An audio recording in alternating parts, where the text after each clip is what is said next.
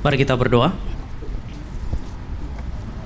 Kami datang kepada Allah pencipta langit dan bumi, Allah yang menciptakan dan menaklukkan alam semesta, menjadikan bumi sebagai tumpuan kakinya. Kami bersyukur kepadanya oleh karena Dia adalah Allah yang besar, Allah yang agung, yang telah memimpin kami pada hari ini di dalam ibadah. Kami mensyukuri cuaca yang baik yang Kau berikan bagi kami sejak malam hari yang lalu, bahkan sejak hari di mana kami mempersiapkan tempat ini bagi kami untuk beribadah. Engkau menyertai kami, Engkau yang telah memberikan segala sesuatu, yang memungkinkan kami manusia yang lemah ini untuk beribadah pada pagi hari ini. Biarlah pada pagi hari ini kami sekali lagi melihat kasih karunia Tuhan yang terlihat begitu sederhana. Ia memungkinkan kami untuk berkumpul dan beribadah. Lebih daripada itu, kami mensyukuri kemenangan Kristus yang memungkinkan kami menghampiri Allah, sehingga kami tidak beribadah dengan sia-sia. Namun kami yakin bahwa pagi hari ini kami sementara menghampiri Allah yang hidup. Kami berdoa biarlah Allah yang hidup itu sekali lagi berbicara melalui firman yang hidup, menghidupkan kami dan memimpin kami di dalam hidup yang Ia anugerahkan itu. Kami menyerahkan waktu di mana kami akan membaca dan merenungkan firman-Mu. Kiranya Engkau hadir di tengah-tengah kami. Dalam nama Tuhan Yesus kami berdoa. Amin. Selamat pagi Bapak Ibu dan Saudara. Selamat Paskah. Ya, kita bersyukur kepada Tuhan kalau hari ini Bapak Ibu dan saya bisa beribadah dan kita beribadah di tempat ini. Kalau Bapak Ibu dan saya ingat kata rumah Allah pertama kali disebutkan oleh Yakub, dan tempat itu adalah di bawah langit dan tidak ada atap. Di situ dia bilang ini adalah rumah Allah. Kalau Bapak Ibu dan saya ingat pertama kali Israel beribadah kepada Tuhan, mereka melakukannya di Sinai dan mereka melakukan di alam yang terbuka beratapkan langit. Kalau Bapak Ibu dan saya ingat juga umat Allah pernah menyanyikan puji-pujian mereka, paduan suara dikumpulkan oleh umat Allah di dalam konteks perjanjian lama pulang dari pembuangan. Mereka tidak menyanyi di dalam bait Allah, tetapi mereka menyanyi di atas benteng di bawah langit. Kita bersyukur kepada Tuhan kalau Tuhan memungkinkan Bapak Ibu dan saya bisa beribadah di dalam ruang yang tertutup maupun di tempat yang terbuka seperti ini. Hari ini saya mau ajak Bapak Ibu untuk melihat satu bagian firman Tuhan dari Wahyu pasal yang ke-5. Kitab Wahyu pasal yang ke-5. Kita baca bergantian 1 sampai 14, saya ayat 1, Bapak Ibu ayat yang kedua, terus sampai dengan ayat yang ke-14. Saya mulai dari ayat yang pertama. Maka aku melihat di tangan kanan Dia yang duduk di atas tahta itu sebuah gulungan kitab yang ditulisi sebelah dalam dan sebelah luarnya, dan dimeterai dengan 7 meterai.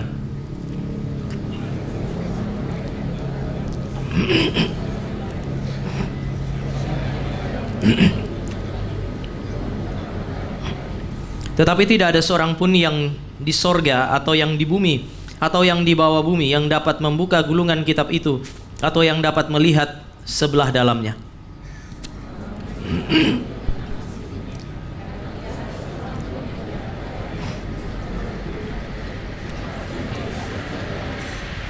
Lalu berkatalah seorang dari tua-tua itu kepadaku, jangan engkau menangis, sesungguhnya singa dari suku Yehuda, yaitu tunas Daud, telah menang, sehingga ia dapat membuka gulungan kitab itu dan membuka ke-7 meterainya.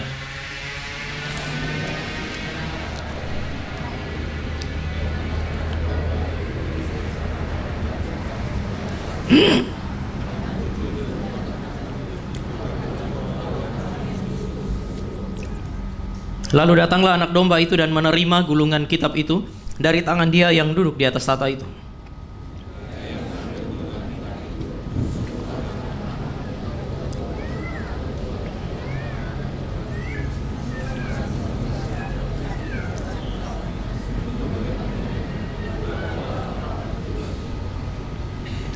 Dan mereka menyanyikan suatu nyanyian baru, katanya, Engkau layak menerima gulungan kitab itu dan membuka meterai-meterainya.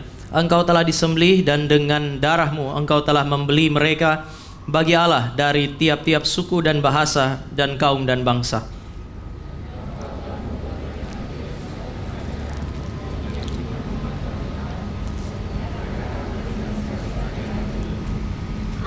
Dan aku melihat dan mendengar suara banyak malaikat sekeliling tahta, makhluk-makhluk dan tua-tua itu. Jumlah mereka berlaksa-laksa dan beribu-ribu laksa.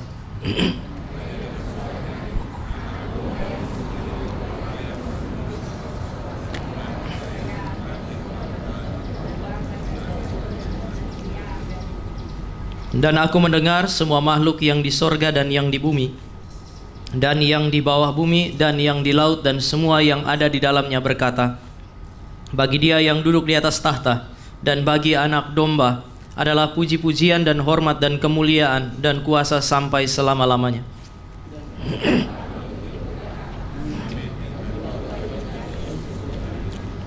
Bapak Ibu Saudara yang kekasih dalam Tuhan, Bapak Ibu dan saya sementara membaca sebuah teks yang bercerita tentang Tuhan. Sekali lagi, teks ini sementara bercerita tentang Tuhan yang saudara dan saya sembah, Tuhan yang memerintah di sorga dan yang di bumi. Oleh karena itu maka ketika Bapak Ibu dan saya membaca ayat yang pertama langsung bercerita mengenai siapa Tuhan kita. Digambarkan bahwa Dia adalah pribadi yang duduk di atas tahta di sorga. Allah kita adalah Allah yang bertahta di sorga. Dia bertahta di sorga yang indah, yang teratur, sorga yang damai dan sorga yang kekal itu. Dia bertahta di sana. Segala sesuatu yang saya sebutkan tadi indah, teratur, ada harmoni di sana, ada kedamaian di sana, dan semua ini berlangsung kekal. Ini yang dirindukan oleh manusia, dan itu ada di sorga, di bawah pemerintahan Allah yang saudara dan saya sembah. Allah kita adalah Allah yang bertahta di sana. Dia adalah Allah yang memerintah atas segala makhluk sorgawi. Ketika Allah ada di sana dan Allah bertahta, itu berarti damai, itu berarti harmoni yang ada di sorga, itu diderivasi atau diturunkan dari Allah. Dia bukan hanya sumber damai sejahtera, tetapi Dia adalah damai yang sejati. Karena Dia memerintah di sorga, maka di sorga ada damai.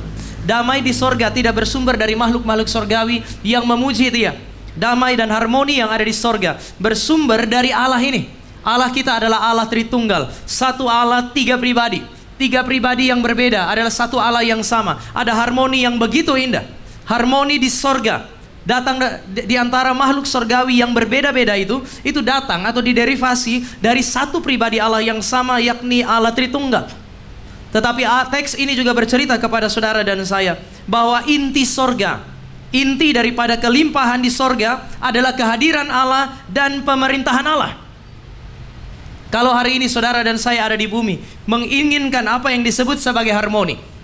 Saudara dan saya menginginkan apa yang disebut sebagai damai sejahtera di dalam hati, di dalam relasi, dalam keluarga, di dalam masyarakat. Maka yang harus saudara dan saya hadirkan di dalam dunia ini adalah Allah Tritunggal. Yang harus saudara dan saya nantikan adalah pemerintahan dari Allah Tritunggal. Kenapa? Karena damai sorgawi, intinya kelimpahan sorgawi, intinya ada pada kehadiran dan pemerintahan Allah Tritunggal. Orang Kristen tidak memahami sukacita sorgawi melalui kehadiran hal-hal yang lain. Bidadari misalnya, mau sejumlah apapun itu. Saudara dan saya tidak bisa menikmati sukacita sorgawi hanya karena kehadiran banyak laki-laki dan banyak perempuan. Kadang-kadang saudara dan saya mesti membayangkan dan mengingat bahwa banyak orang membayangkan sorga sebagaimana Allah menggambarkannya, atau kadang-kadang orang memproyeksikan hasrat berdosanya kepada sorga. Di dunia ini banyak orang merindukan kebahagiaan dengan memiliki banyak suami dan banyak istri. Kemudian mereka memproyeksikan hasrat dosa ini untuk membayangkan bahwa nanti sorga akan sedemikian. Tapi Alkitab membalikkan situasi itu. Allah kita adalah Allah yang suci. Kehendaknya adalah kehendaknya yang suci. Oleh karena itu maka Dia memproyeksikan kesucian sorgawi kepada bumi ini, dan Dia memerintah saudara dan saya di dalam apa yang disebut sebagai kesucian. Dengan demikian, Bapak Ibu dan saya sementara melihat gambaran mengenai situasi sorga yang indah, teratur, damai, dan puji Tuhan itu kekal di dalam kesucian. Oleh karena yang memerintah di sana adalah Allah yang indah, Allah yang teratur, Allah yang memiliki apa yang disebut sebagai harmoni. Sorga yang saudara dan saya rindukan bukan sorga yang karakteristiknya karnal, kedangingan, dan dosa. Sorga yang saudara dan saya rindukan adalah sorga yang suci. Oleh sebab itu Tuhan Yesus bahkan bilang, di sorga itu tidak ada kawin dan dikawinkan. Tapi yang kedua Bapak Ibu, Dia bukan hanya bertahta di sorga, tetapi kemudian mengatakan, di Alkitab mengatakan ayat yang ke-1 dan ayat yang ke-7, di tangan daripada Allah ini ada gulungan kitab yang bermeterai, dan itu ada di tangan kanannya. Maka pertanyaannya sekarang adalah, kitab apa ini? Untuk memahami isi kitab ini, Bapak Ibu dan saya perlu melihat pasal yang ke-6. Di dalam pasal yang ke-6, Bapak Ibu dan saya lihat ketika anak domba itu membuka meterai pertama sampai dengan meterai yang ke-6, yang saudara dan saya temukan adalah Sejarah dunia dari awal sampai akhir itu diceritakan di sana. Hal-hal yang terjadi mulai dari awal penciptaan sampai dengan apa yang disebut sebagai akhir dunia ini, bercerita mengenai kehadiran penunggang kuda putih, Sang Kristus yang memenangkan peperangan sampai kepada akhir daripada dunia ini. Kitab itu adalah kitab yang mengisahkan mengenai sejarah dunia dan alam semesta. Bahkan cerita itu digambarkan, kitab itu digambarkan bolak-balik, ditulis bolak-balik. Ini janggal. Pada masa itu, Bapak Ibu, gulungan kitab biasa hanya ditulis satu sisi. Hanya ditulis pada bagian yang halus.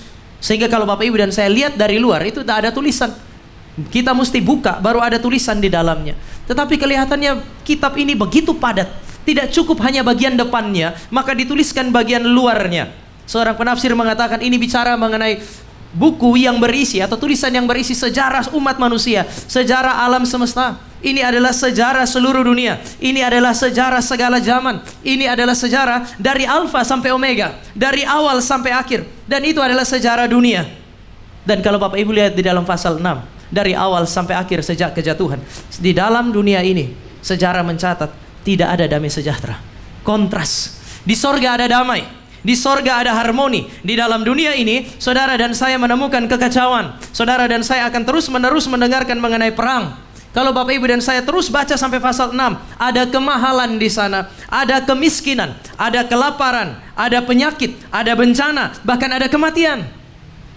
Itu adalah fenomena yang akan saudara dan saya lihat dari awal sejarah sampai nanti Kristus datang kedua kali. Kekacauan, perang, konflik, kemahalan, kemiskinan, kelaparan, penyakit, bencana, kematian. Semua ini akan saudara dan saya lihat terus-menerus. Bahkan saudara dan saya lihat ketika salah satu materai dibuka, yang saudara dan saya temukan di sana adalah perlawanan kepada Allah dan umatnya. Ini juga akan saudara dan saya lihat sepanjang zaman. Setiap zaman akan melahirkan martirnya sendiri. Setiap zaman saudara dan saya akan melihat apa yang disebut sebagai perlawanan kepada umat Allah. Jadi apa isi kitab ini? Kita sulit untuk menemukan namanya. Tetapi gulungan kitab ini berisi sejarah tentang manusia yang pahit. Sejarah pengalaman-pengalaman manusia yang bersifat traumatis karena dosa. Hari ini kalau Bapak Ibu dan saya hidup di dalam kepahitan. Hari ini jika Bapak Ibu dan saya mengalami begitu banyak kesulitan. Hari ini jika Bapak Ibu dan saya melihat perang, kemudian Bapak Ibu dan saya mengalami begitu banyak sakit hati, kepedihan di dalam kehidupan. Memang sejarah manusia dari awal sampai akhir isinya sedemikian. Apa yang Bapak Ibu dan saya harapkan ketika Bapak Ibu dan saya hidup di dalam dunia, bahkan di dalam gereja, selama gereja masih ada di dalam dunia, saudara dan saya akan menemukan situasi yang tidak ideal ini. Kitab yang ada di tangan kanan Allah itu bercerita kepada saudara dan saya mengenai semuanya ini. Ini fakta. Maka pertanyaannya adalah di mana pengharapan? Mungkin pengharapan pertama adalah semua yang dicatat itu sementara. Konflik itu sementara. Kemiskinan, kelaparan, penyakit, bahkan kematian itu adalah sesuatu yang sementara. Kitab ini, gulungan kitab ini menceritakan kepada saudara dan saya mengenai sejarah manusia yang pahit, penuh dengan trauma oleh karena dosa. Tetapi Bapak Ibu, kalau Bapak Ibu lihat terus di dalam pasal 6, di bagian awal penunggang kuda yang pertama, dan nanti bagian akhir, Bapak Ibu dan saya ketika lihat ketika materai yang ketujuh dibuka, saudara dan saya akan menemukan ini bukan hanya cerita mengenai sejarah manusia. Ini cerita mengenai sejarah keselamatan. Allah kita adalah Allah yang berkarya di dalam dunia. Dimulai dengan penunggang kuda putih yang memenangkan perang. Lalu kemudian materai ketujuh digambarkan dengan orang-orang yang menikmati damai sejahtera yang Allah kerjakan. Kisah ini adalah kisah juga tentang sejarah keselamatan, di mana manusia dia ada di bumi dibawa kepada Allah yang bertahta di sorga. Ini bercerita mengenai sejarah keselamatan, di mana sorga yang damai dan teratur itu ditarik turun masuk ke bumi, dan ini kekal. Saya pernah khotbah dan kemudian saya bilang, kesementaraan kadang-kadang merupakan solusi yang diberikan oleh Allah bagi saudara dan saya di dalam dunia. Bayangkan kalau orang-orang jahat seperti Hitler itu hidup kekal, Bapak Ibu dan saya sulit setengah mati. Bayangkan orang-orang yang membenci Allah, orang-orang yang menolak Allah, orang-orang yang terus-menerus berusaha untuk menghancurkan umat Allah, menghancurkan gereja, mereka hidup kekal, damai sejahtera tidak akan pernah ada. Kematian seringkali menjadi pukulan bagi manusia, sekaligus solusi tentatif yang Allah berikan sementara saudara dan saya ada di dalam dunia. Kesementaraan itu. Tetapi pada saat yang sama, kali ini Allah menjanjikan jalan yang berbeda. Dia bawa manusia yang ada di bumi yang sementara, yang penuh dengan kepahitan, untuk datang kepada Allah yang memberikan damai sejahtera yang ada di sorga. Di sisi yang lain, sejarah ini adalah sejarah yang memberikan gambaran bahwa sorga yang damai dan teratur itu sekarang ditarik turun kepada dunia, dan itu teratur. Itu adalah kekekalan yang dibawa kepada kesementaraan. Dan setelah mereka berjumpa, ini adalah perjumpaan selama-lamanya. Maka pengharapan kita di bumi adalah kepada Allah yang bertahta di sorga. Sekali lagi, ketika saudara dan saya ada di dalam kepahitan, penawar bagi kepahitan bukan orang yang ada di kanan kiri Anda. Penawar bagi kepahitan adalah Allah yang bertahta di sorga. Hari ini, jika saudara dan saya hidup di dalam kepedihan, manisnya sorga itu hanya bisa dicicipi jika Allah yang ada di sorga itu ada di dalam hati kita. Apa yang menjadi pergumulan manusia hari ini? Allah harus ada di dalam kehidupan Anda. Tetapi kemudian pertanyaannya sekarang adalah, mengapa saya harus berharap kepada Allah?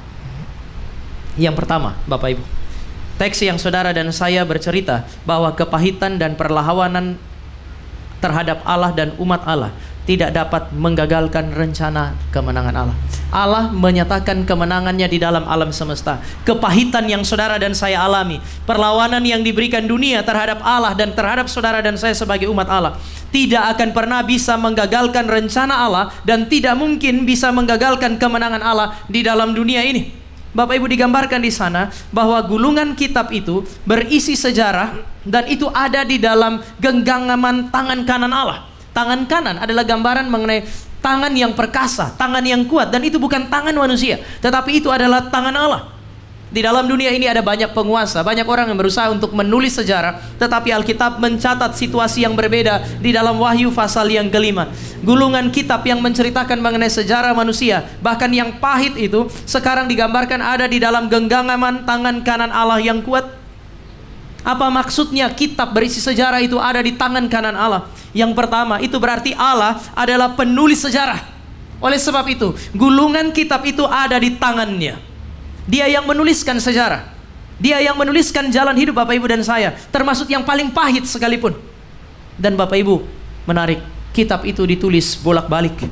Allah menulis sejarah dunia, Allah menulis sejarah hidup Bapak Ibu dan saya, lengkap dan sangat rinci, maka digambarkan bolak-balik.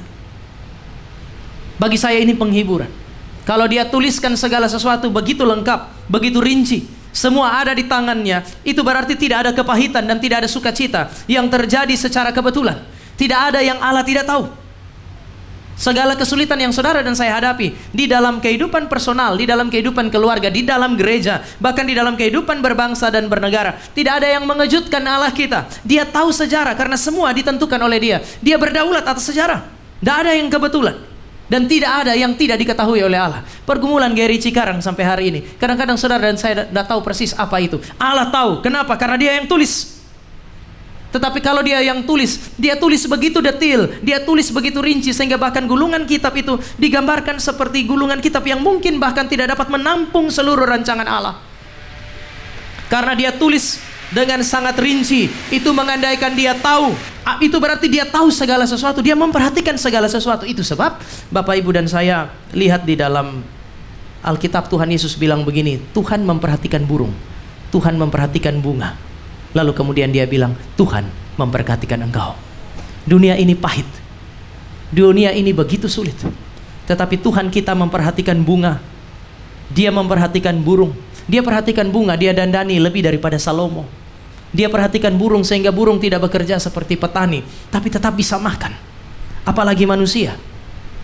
Pendeta Stephen Tong satu kali dia bilang, di dalam seluruh ciptaan yang diperhatikan oleh Allah itu adalah manusia. Tetapi di antara seluruh alam semesta di mana manusia ada, yang diperhatikan oleh Allah adalah gerejanya. Kalau Allah perhatikan manusia, Dia tidak mungkin tidak memperhatikan gerejanya. Segala sesuatu dituliskan oleh Dia, berarti tidak segala sesuatu tidak ada di luar daripada rancangan Allah yang bijaksana dan penuh dengan cinta. Sebab itu Roma pasal 28 dia bilang begini, segala sesuatu terjadi untuk kebaikan umat Allah. Segala sesuatu itu dituliskan oleh Allah demi kebaikan saudara dan saya. Salah satu yang indah yang sampai hari ini selalu saya ingat adalah Yosua pasal 24. Dalam kisah Yosua pasal 24 itu dikatakan, Abraham dipilih dari tengah-tengah keluarga yang menyembah berhala. Allah keluarkan dia, Allah pimpin dia.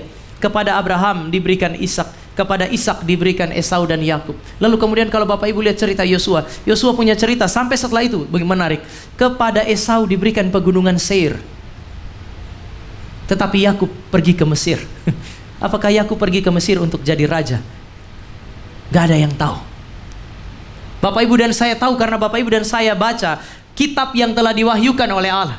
Tetapi orang Israel ketika mereka berjalan pergi ke Mesir, mereka tidak pernah tahu apa yang terjadi. Mereka tidak pernah tahu bahwa setelah era Yusuf mereka akan mengalami kepahitan begitu panjang. Tidak ada yang tahu. Sementara mereka masih jadi budak, Esau itu sudah menghasilkan banyak raja yang memerintah di bumi. Orang sulit untuk mengerti sejarah yang sedemikian. Tetapi kemudian ratusan tahun setelahnya Allah menyelamatkan bangsa Israel. Pada masa di mana Yakub punya keturunan, Ishak punya keturunan, belum kelihatan. Saudara dan saya akan lihat keturunan Ismail itu sudah jadi raja. Ketika Yakub belum apa-apa, keturunan Esau sudah jadi raja.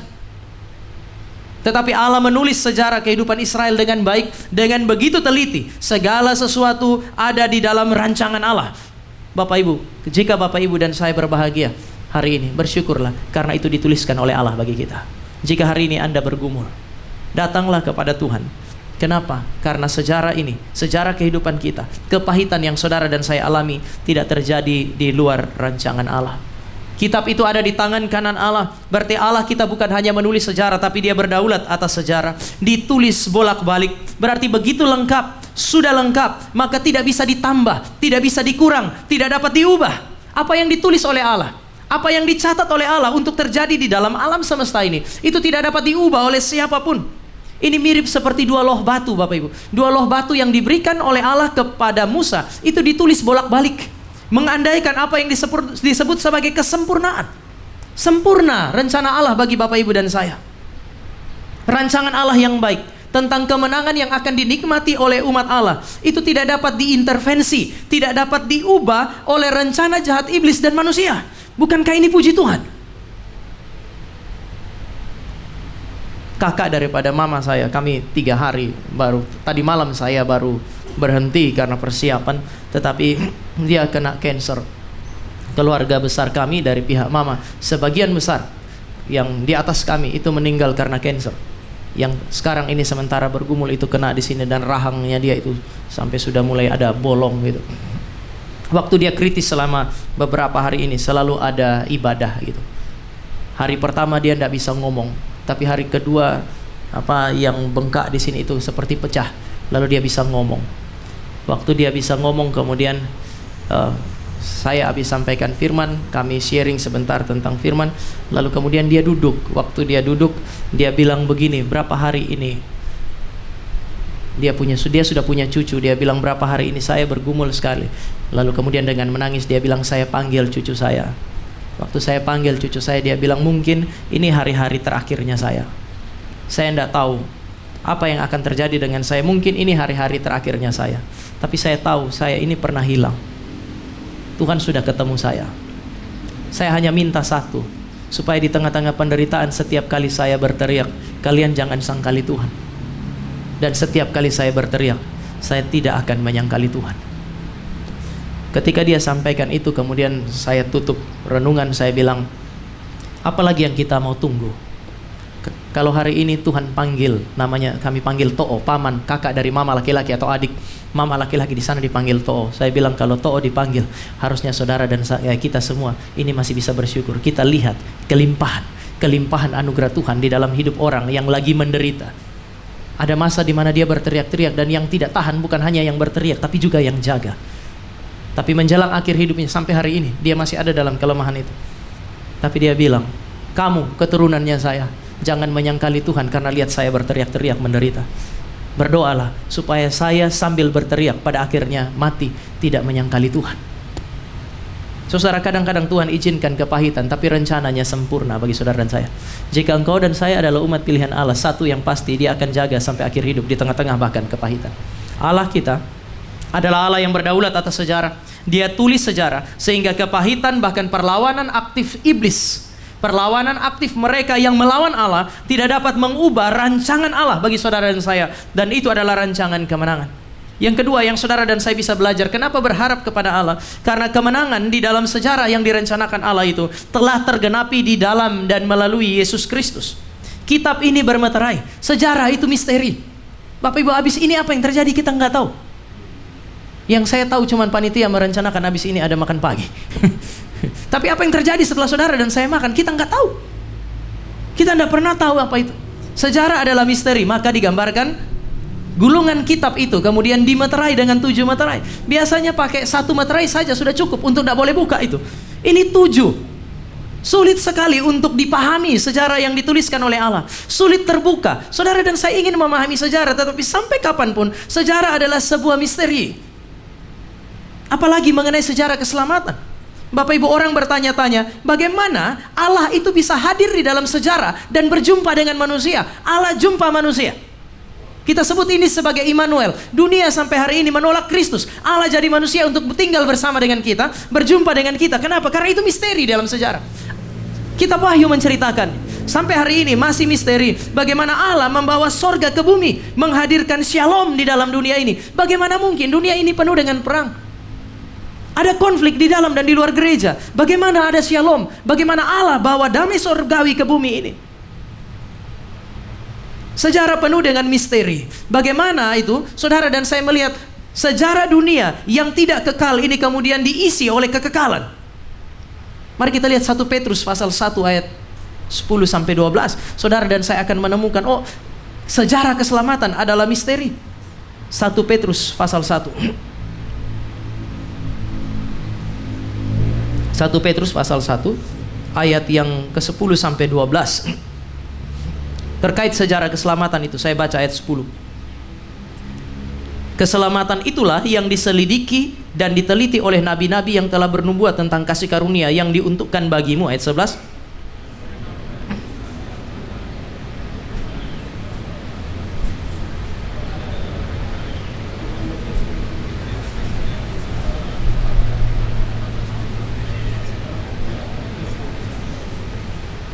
Bapak Ibu, ini misteri.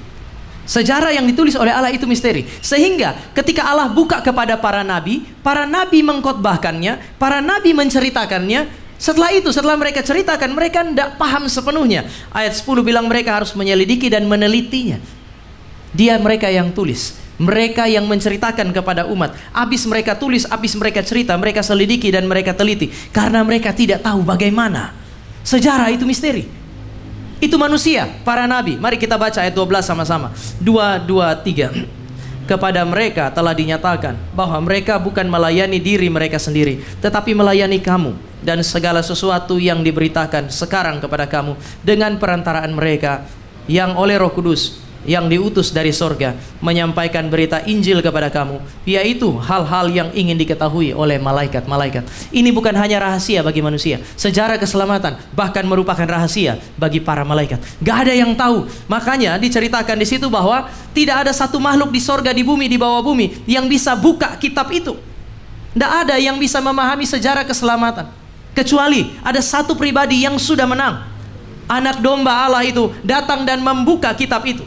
Sejarah yang sulit dipahami oleh manusia, nabi-nabi dan malaikat bisa dibuka, bisa dipahami jika saudara dan saya mengenal Kristus. Dan Kristus diceritakan di dalam beberapa paradoks. Pertama, Yesus itu seperti singa yang kuat, namun pada saat yang sama dia domba yang rapuh. Begitu muncul singa katanya, tapi begitu dilihat domba, jadi ini domba atau singa? Ada pertanyaan, singa kok domba? Bagaimana mungkin dia perkasa sekaligus dia rapuh? Ini sulit sekali untuk dipahami. Bapak Ibu, kata singa ini kan digambarkan singa dari Yehuda. Jelas ini bicara mengenai Mesias itu datang dari keturunan Daud. Dia singa karena dia datang untuk menang. Dia datang untuk menegakkan tahta Allah di bumi ini. Bukan hanya sekedar tahta Daud, tetapi tahta kerajaan Allah mau ditegakkan di bumi ini. Maka dia disebut sebagai singa. Ini menyenangkan. Oh, dia datang dari sorga turun ke bumi sebagai keturunan Daud. Kemudian dia akan memenangkan peperangan itu. Dia akan menaklukkan segala sesuatu sehingga tahta Allah yang menghadirkan harmoni, yang menghadirkan segala sesuatu yang baik, yang manis, yang kita inginkan di bumi ini. Dia datang sebagai singa. Tapi anehnya begitu lihat, singa itu kok lebih mirip dengan domba. Tidak meyakinkan. Kenapa? Karena dia datang di dalam kerendahan. Dia datang untuk menjadi raja, tetapi dia datang di dalam kerendahan. Dia tampak seperti domba, dia jadi domba. Karena Bapak Ibu dan saya juga domba kan ya. Dia datang di dalam dunia yang diisi oleh domba-domba yang lemah dan rapuh. Maka dia datang tampil sebagai domba yang lemah dan rapuh. Kenapa Kristus tidak menarik? Karena dia jadi sama seperti Bapak Ibu dan saya yang juga tidak menarik. Kenapa Kristus lemah? Karena dia jadi persis sama seperti saudara dan saya, orang-orang yang lemah. Kenapa dia tidak dapat berbuat apa-apa? Karena dia jadi persis sama dengan saudara dan saya yang memang tidak dapat berbuat apa-apa di dalam dunia ini. Ini paradoks yang pertama. Dia datang untuk menegakkan kerajaan Daud, menegakkan kerajaan Allah, memenangkan peperangan itu. Tetapi dia tampil sebagai domba, karena untuk memenangkan peperangan itu dia harus tampil sebagai saudara dan saya. Paradoks kedua, domba ini tersembelih, mati, tetapi pada saat yang sama domba itu membuka 7 meterai. Berarti anak domba ini hidup. Dia mati tetapi dia hidup. Kristus mati sebagai anak domba Allah yang menghapus dosa dunia, kata Yohanes. Tetapi kemudian dia menang. Dia bangkit dari antara orang mati, dan kebangkitan menyatakan kemenangannya. Kebangkitannya menegaskan bahwa dia bertahta seperti singa. Oleh sebab itu Matius 28 dia bilang, segala kuasa di sorga dan di bumi telah dimiliki olehku. Kalau Bapak Ibu dan saya perhatikan, malaikat di sorga, para tua-tua, makhluk-makhluk sorgawi, 4 makhluk sorgawi itu di ayat terakhir menyanyikan pujian yang sama. Dia layak menerima kuasa di sorga dan di bumi. Orang boleh menolak Kristus, orang boleh menolak Yesus Kristus karena dia pernah mati, karena mereka tidak mengerti bahwa dia pernah bangkit dari antara orang mati. Dan kalau dia bangkit dari antara orang mati, dia bukan hanya membuktikan klaim bahwa dia menebus dosa saudara dan saya, tetapi kalau dia bangkit dari antara orang mati, itu mengubah cara pikir orang Yunani yang gak percaya mengenai kebangkitan. Itu mengubah cara pikir orang Yahudi zaman itu yang tidak percaya Allah jadi manusia. Tetapi kalau dia bangkit, itu adalah bukti dari klaimnya bahwa dia adalah Allah yang sejati, yang menjadi manusia yang sejati untuk menebus engkau dan saya. Maka dia adalah domba yang tersembelih. Ada luka di sana, namun kemudian dia bangkit karena kebangkitannya mengalahkan musuh terbesar, iblis, dosa dan kematian. Oleh sebab itu kalau saudara dan saya lihat ada binatang yang datang untuk mewakili iblis, binatang itu luka dan lukanya tidak pernah sembuh. Tetapi anak domba, dia tersembelih namun dia hidup dan kuasanya begitu besar. Yesus adalah anak domba Allah, terlihat rapuh, tapi yang rapuh ini pada akhirnya menang. Yesus adalah anak domba Allah yang sekarang bertahta sebagai singa dari Yehuda di sorga, keturunan Daud yang sekaligus melampaui Daud. Itu sebab ketika Petrus berkhotbah, Petrus bilang Daud punya kubur, masih ada sampai hari ini. Kalau saudara dan saya lihat dari perspektif pendeta Stephen Tong, dia selalu tanya, di mana pemimpin-pemimpin agama dan para pendiri agama? Mereka sudah mati, kecuali Kristus. Saudara pergi, kuburnya kosong. Kenapa? Karena dia bangkit. Yesus kita adalah Yesus yang adalah domba. Dia rela mati karena untuk memberi hidup bagi saudara dan saya. Sekali lagi, dia rela mati karena dia mau memberi hidup. Dia mati untuk menanggung hukuman dosa. Dia mati untuk memuaskan keadilan Allah, membebaskan para tawanan. Kristus ini adalah Kristus yang mati sebagai domba untuk menanggung dan melenyapkan kutuk yang harusnya menimpa engkau dan saya. Kristus ini mati sebagai domba untuk mendamaikan dunia dengan Allah. Kristus ini mati sebagai domba untuk membawa dunia bersekutu dengan Allah. Maka saudara dan saya bisa lihat kematian ini seperti kekalahan, tetapi kesaksian Alkitab memberi petunjuk kepada kita bahwa kematian bukan kekalahan. Kematian Kristus, bahkan ketika dia mati dan belum bangkit sekalipun, kematian ini adalah kematian yang merupakan kemenangan pada saat yang sama. Karena kematian Kristus adalah kematian yang membebaskan engkau dan saya dari kutuk. Kebangkitan Kristus adalah bukti sekaligus jaminan bagi Bapak Ibu dan saya. Kebangkitan, sekali lagi, adalah bukti dan jaminan. Kita beribadah karena kita menikmati bukti dan jaminan keselamatan, jaminan bahwa kekekalan sekarang berdiam di dalam kita yang sementara. Damai sejahtera surgawi sekarang diberikan kepada kita yang mengalami apa yang disebut sebagai penderitaan. Yang terakhir, dan saya mau tutup dengan ini. Apa yang diceritakan teks ini? Umat Allah, saudara dan saya, Anda dan saya, adalah bukti sekaligus saksi kemenangan Kristus. Coba perhatikan nyanyian makhluk sorgawi.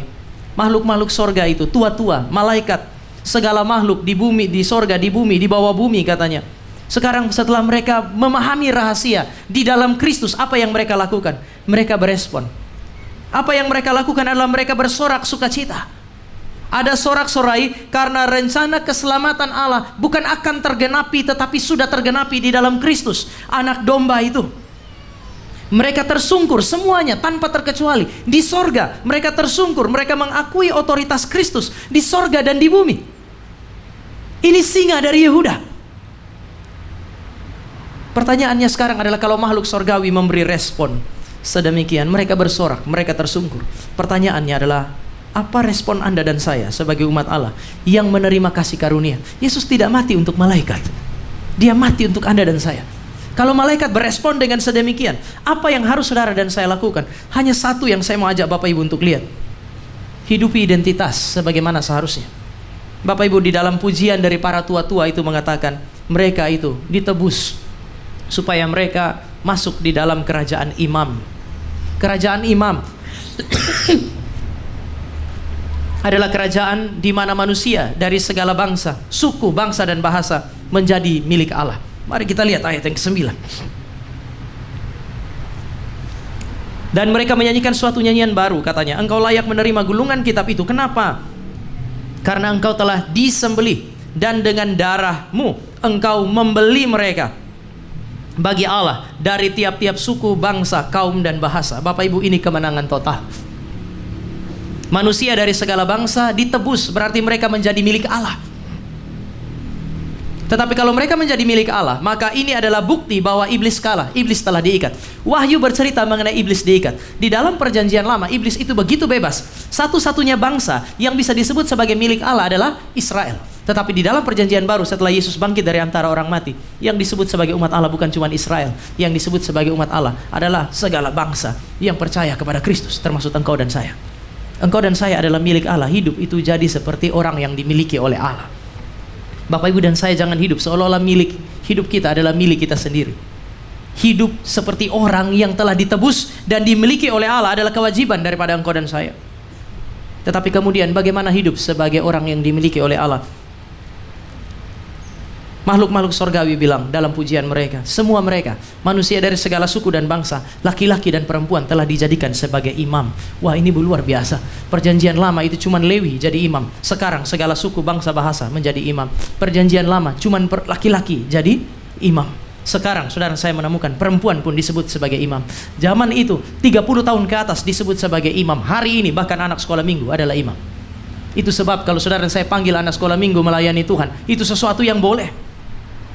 Karena kebangkitan dan kebangkitan Kristus menunjukkan kepada saudara dan saya bahwa dosa kalah. Persoalan dosa sudah selesai. Semua orang, kecil besar, laki-laki perempuan dari segala suku dan bangsa boleh menghampiri Allah dan melayani Allah. Salah satu respon terbaik bagi saudara dan saya untuk merayakan kebangkitan Kristus adalah jadilah imam yang melayani Tuhan. Bahkan sejak masa kecil kita. Setiap kali lihat anak kecil melayani, mereka menyanyi, Bapak Ibu. Kor itu kan pekerjaan yang kelihatan paling sederhana. Waktu di retret pemuda kemarin, yang dilihat adalah anak-anak kecil itu jadi seksi konsumsi. Iya sih, mereka repot sekaligus bikin repot panitia. Tetapi saudara dan saya bisa lihat, itu ekspresi imam itu tidak hanya orang dewasa yang melayani sebagai imam di dalam rumah Tuhan, melakukan pekerjaan-pekerjaan Tuhan. Bahkan anak-anak. Setiap kali lihat anak-anak kecil itu menyanyi, ada rasa iri juga. Dulu waktu saya kecil kenapa enggak begitu?